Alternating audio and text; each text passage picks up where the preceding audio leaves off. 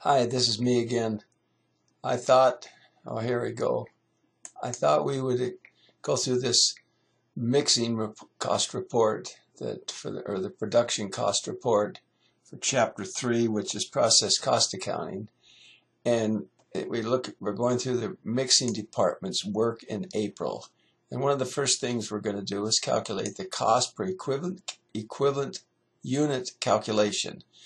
And of course, we've got material, labor, and overhead in total. And we have a beginning work in process inventory of material 18,000. You can see labor and overhead, total of $49,200. And then we have the costs that were incurred in April of $142,000 in material, $62,200 in labor, and so much for overhead.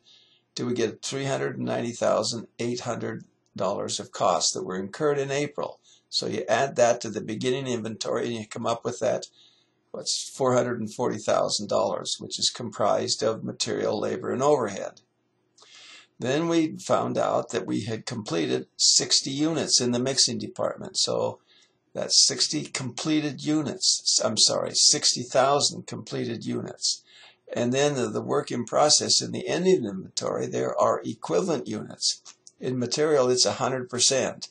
Material is always 100%, but it's 50% for labor and 50% for overhead, so you have 10,000 units for each one of those. They're equivalent units, and you add those together and you come up with the 80,000, 70,000, 70,000 for labor and overhead.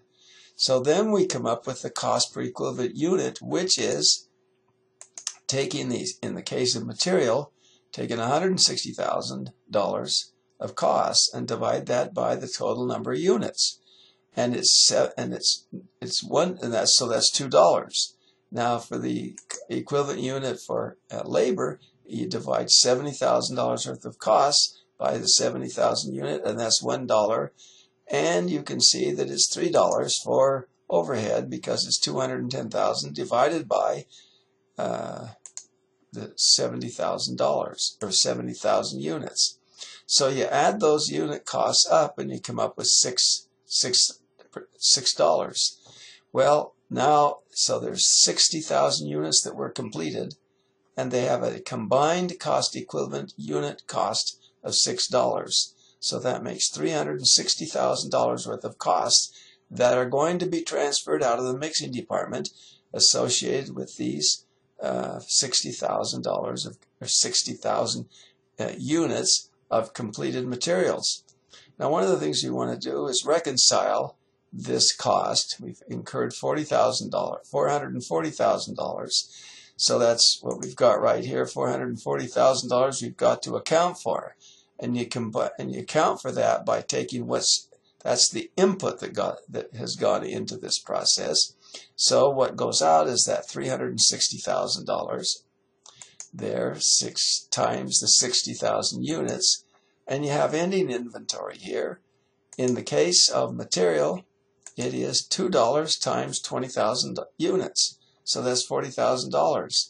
In the case of labor, it's 10,000 units times $1 to give 10,000. And then overhead, as you can see here, is 10,000 units times $3. So 360,000 there.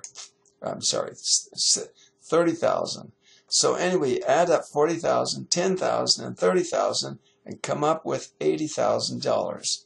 Add that to the 360 and we get $440,000. So it combines. What went in was 440,000. What's now going out in an inventory, that's 440,000. Now we have to reconcile the units. So we had 10,000 in the beginning inventory, and that was given to us. And also, it was given to us that we started 70,000 units. That's a total of 80,000 that were, in fact, input into the system.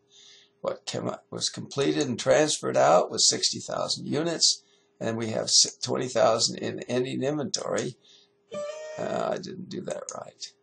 We have 20,000 in inventory, which is the same as this material. And so there's 60,000 plus 20,000 is 80,000. So what went into this number of units going into the process equals the number of units that went out and remain in inventory. I hope this is somewhat a little clearer to you. We will continue to work on this. I've got some other problems that I want to show you, and we'll keep going at it.